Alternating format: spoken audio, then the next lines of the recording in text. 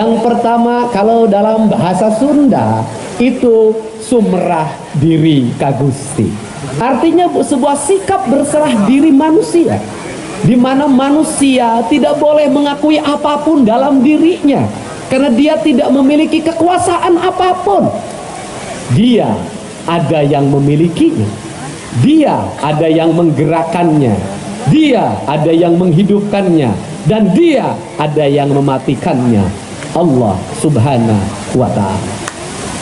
Tak ada ilmu dalam diri manusia. Yang ada adalah titipan, setitik ilmu yang tak ada artinya yang Allah titipkan. Kalau Allah menghendaki mencabutnya, maka seluruh ilmu itu hilang karena kesombongan dirinya. Yang kedua adalah hormat kapa pada jalmi, menghormati sesama hidup. Maka kita memiliki ajaran Assalamualaikum, Sampurasun. Orang Jepang bilang arigato.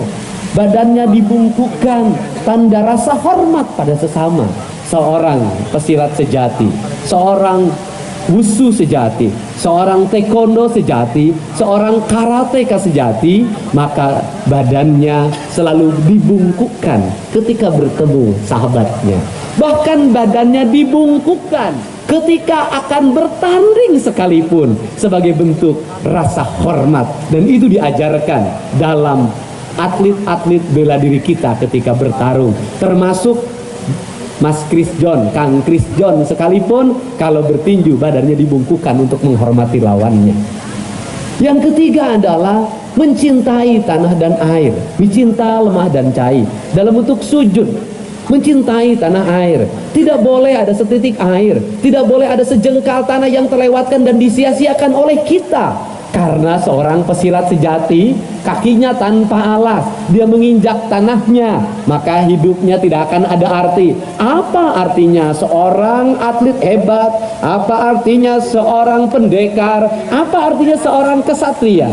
Manakala tanah yang dipijaknya sudah tidak ada, manakala air yang diminumnya sudah tidak ada, maka kecintaan tanah air adalah janji seorang kesatria.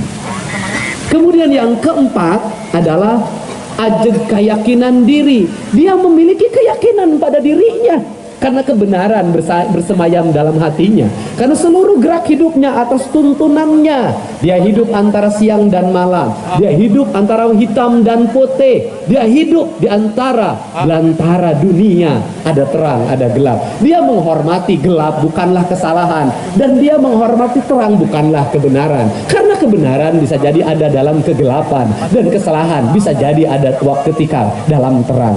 Banyak orang yang berbuat salah siang hari, tetapi banyak juga orang yang bangun tengah malam meminta petunjuk pada Tuhannya ketika dalam kegelapan. Para petapa, seorang kesatria, maka dia masuk ke ruang kegelapan tanpa cahaya untuk menemukan siapa dirinya, dari mana dia berasal, mau kemana pada dia kembali. Dirimu hanya sendiri, hanya keyakinanmu yang bisa menyelamatkanmu. Tidak ada orang yang bisa menolong kecuali dirimu sendiri. Yang terakhir, yang kelima adalah sila menebarkan silaturahmi. Artinya seorang petarung, seorang kesatria, dimanapun dia menebarkan silaturahmi, menebarkan benih kasih. Kalau dalam orang Sunda bilang sili asa, sili asi, sili asih. Nu jauh urang deketkeun, nu deket urang layutkeun, geus layut urang paheutkeun, geus paheut silih wangikeun. Inilah prinsip-prinsip seorang kesatria. Malam hari ini kita akan melihat pertunjukan para kesatria, menunjukkan kasih sayang pada sesama hidup dalam gerak yang saling menyapa. Memukul bukan berarti memusuhi. Memukul sesungguhnya dia merangkul. Merangkul juga belum tentu itu intinya adalah ingin membahagiakan. Bisa jadi merangkul juga bagian dari mengalahkan.